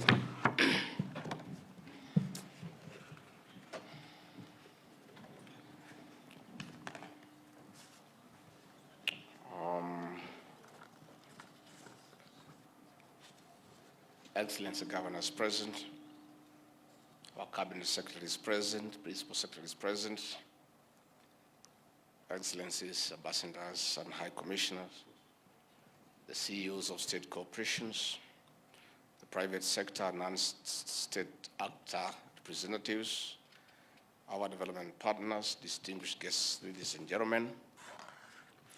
Last week, His Excellency President William Ruto made a call to Kenyans to start together and join hands in overcoming what is destined to become one of the most devastating environmental challenges to be experienced in our country.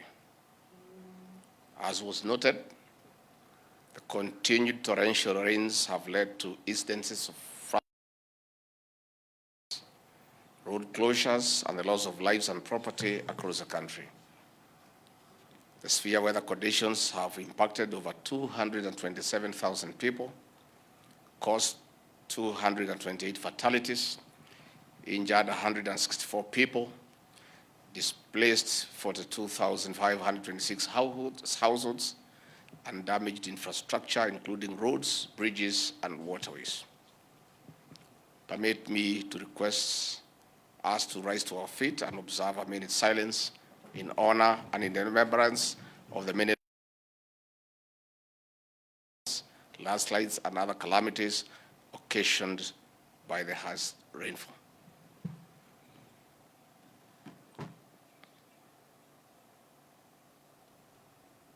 Thank you. You may take your seats.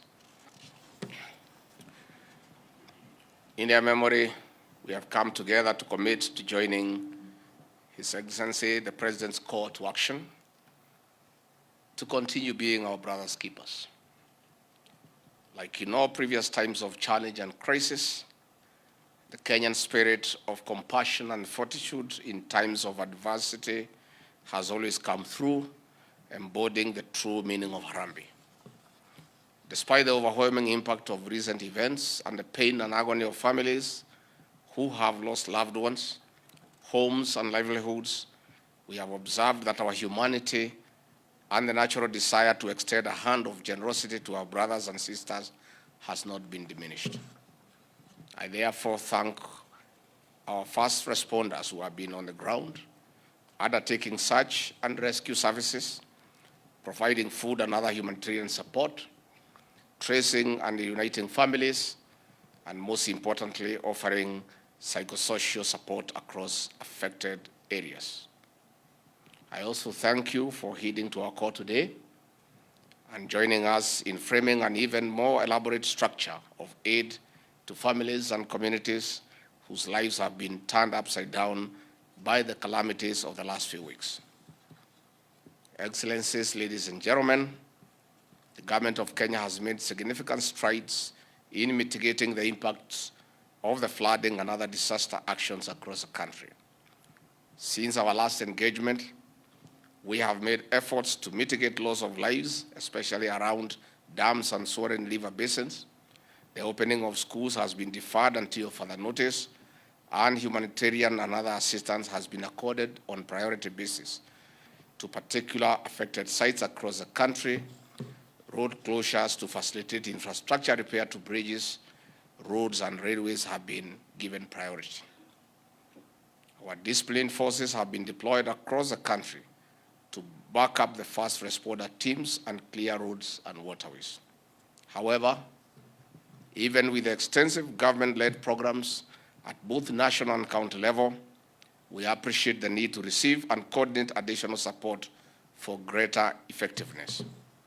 In this regard, we are calling on our development partners, the private sector, non-state actors, and individual well-wishers to contribute in cash and in kind to the noble efforts to support those most affected by the floods, landslides, and other related challenges. Last week, the National Disaster Response Steering Committee technical team identified and categorized the most urgent areas requiring expedited support. These include food assistance to affected families, non-food items, water treatment to mitigate the risk of waterborne disease outbreak, emergency housing solutions, essential medical commodities, and repair of critical infrastructure. We see an opportunity to jointly coordinate extended support to these areas through a joint-up action involving government, development partners, the private sector, non-state actors, and individual well-wishers. This whole of society approach will allow us to respond rapidly and strategically to where the needs are greatest, allow the greatest level of flexibility to deliver timely and effective coordinated assistance to the most vulnerable families, and facilitate a more impactful outcome of chosen interventions. In this regard, we invite the use of the following architecture.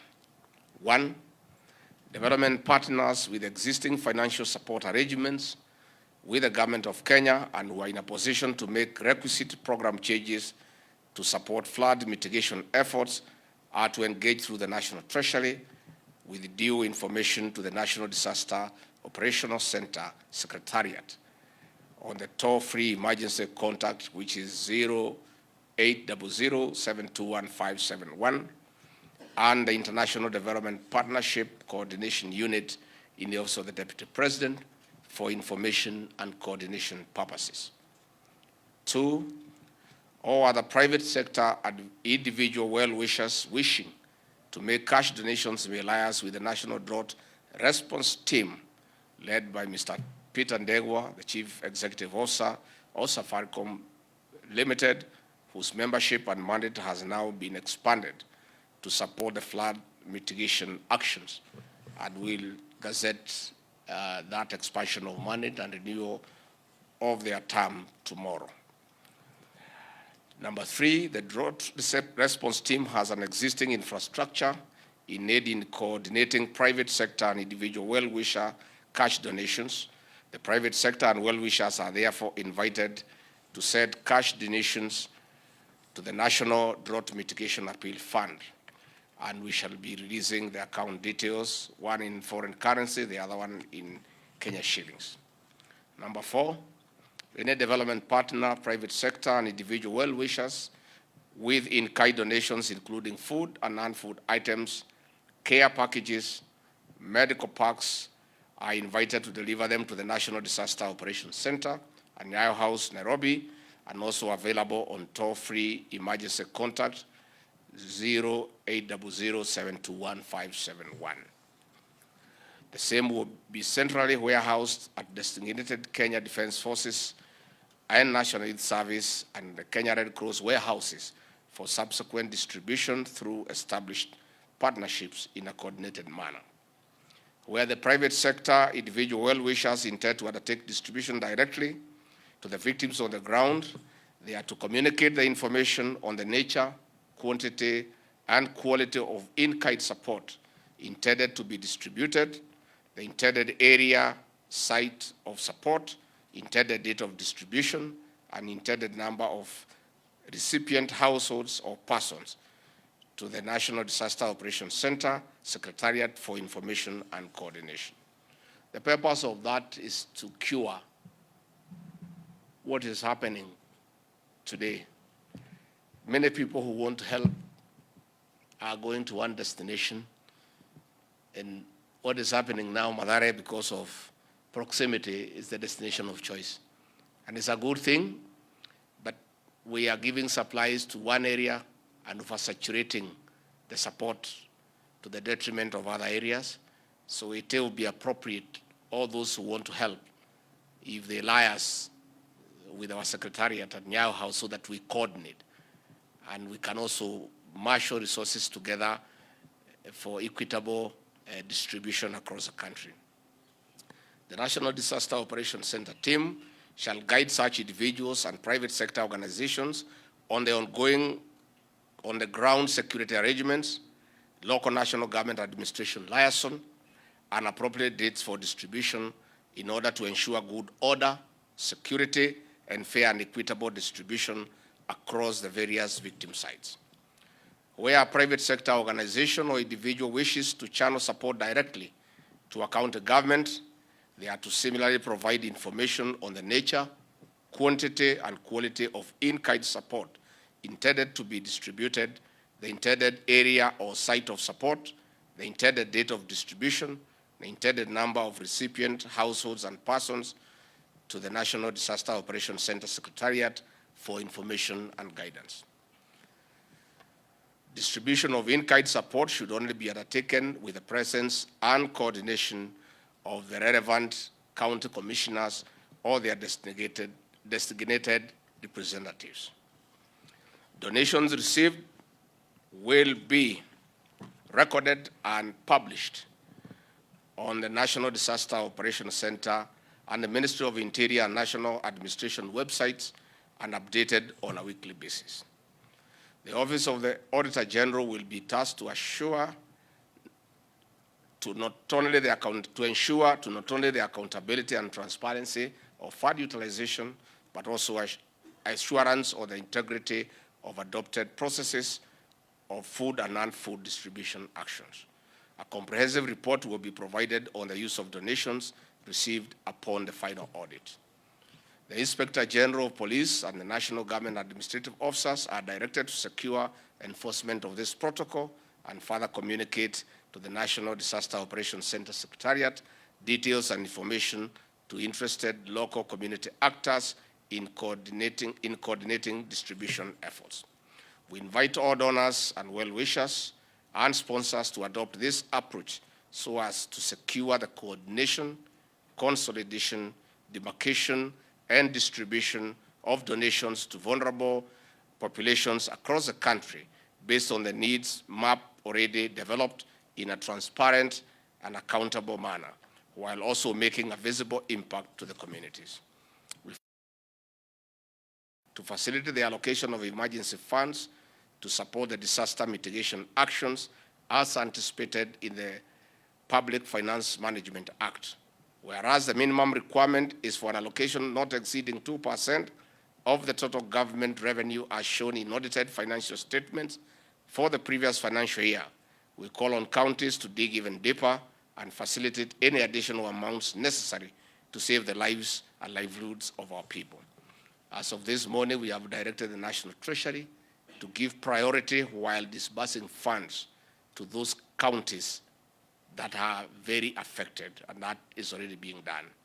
In conclusion, I thank all Kenyans and other actors of goodwill for their prayers, support, and sponsorship already offered. We invite any other additional facilitation that may be available to be channeled through the above structure in a manner that will deliver effective and impactful support. I reiterate the message of His Excellency, the President William Ruto, during his address last week, that in the face of daunting challenges, immense threats, and unprecedented hazards, our nation has never failed. I'm confident that we shall live up to the true spirit of Harambee and to the restoration of the dignity to those most affected. Asanteni sana. Let me say that I want to appreciate all of you for the support.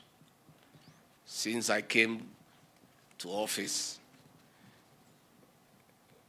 we have had 3 major challenges, and the team here and others have really supported my office. I don't take it for granted. I want to say thank you.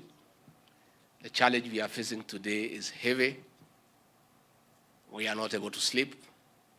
Calls are coming from across the country. It's asking for food and non-food items. People asking for military choppers to assist in dropping food. People asking for support. Parents are very unsure of what will happen to their children. The children are at home. We have no date of when the schools will reopen, so it's a difficult time, but I want to thank the people of Kenya for their understanding, cooperation, and support. I agree with the governor of Garissa. I've been to Garissa 3 times in difficult circumstances. I'm looking forward to come for a wedding ceremony soon. And when all this is behind us, and I think it will be behind us, I want to thank CS Interior, the PS Internal Security for the support. And we have seen a lot of coordination, and there is a lot of efficiency in the activities that are going on.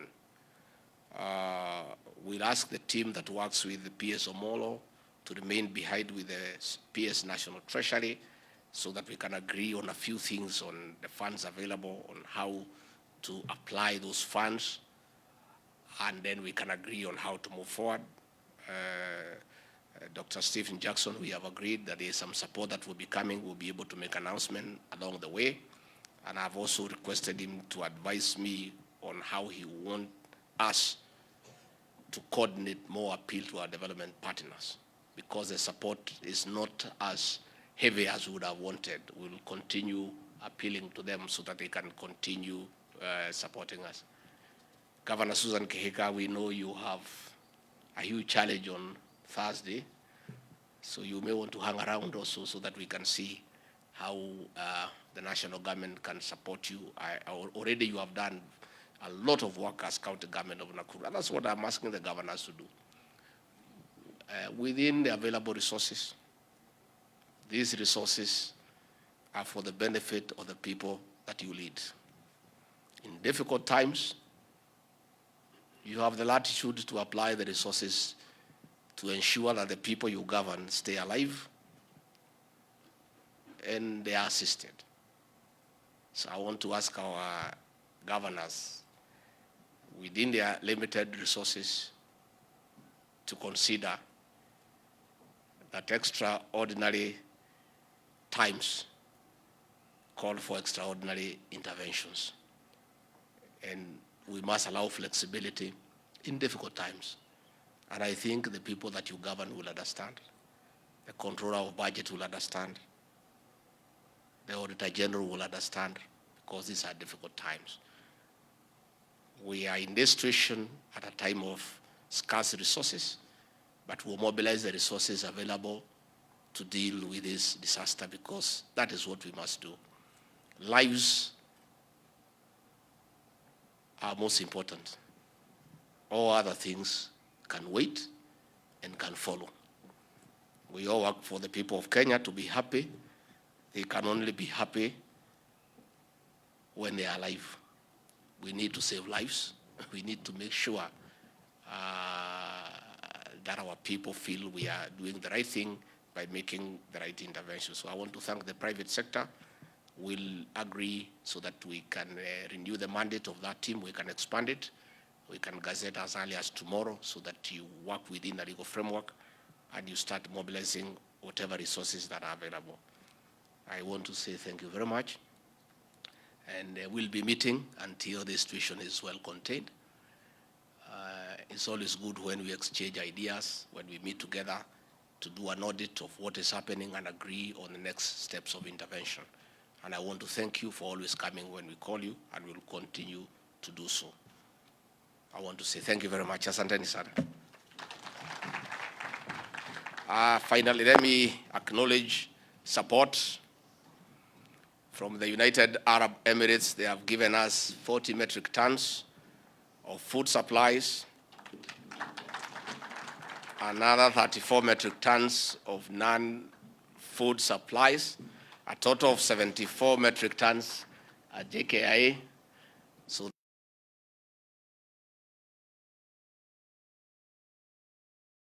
that it can help our people. I want to say, Ambassador to the UAE, thank you very much, and we appreciate the support. Thank you very much, Balozi. Your Excellency, sir, just to request you to remain on the stage as we invite the diplomatic corps for a photo session.